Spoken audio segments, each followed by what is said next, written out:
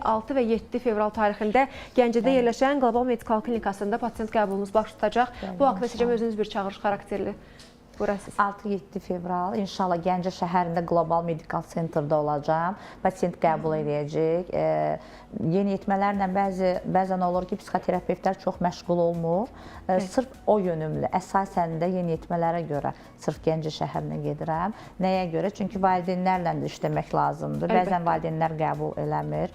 Ona görə də psixoterapevtlərin bir çoxu yeniyetmələrlə məşğul olmaq istəmir ki, ilk növbədə valideyn qəbul olunur, valideynlə söhbətlərimiz gedir, daha sonra yeniyetməni qəbul edirik. Arada olan münasibət düzəlməsə, bir çox problemlər ortaya gəlir. Ona görə də bütün Gəncəbasar, Bəli, tək Gəncə yox, Gəncəbasar, Şəmkir, Gədəbəy, Tovuz, Qazax, Mingəçevir, Yevlax, bütün Gəncəbasarda olan əhaliyə səslənirəm. 6-7 fevral inşallah Gəncə şəhərində Qlobal Medikal Centerdə olacağam.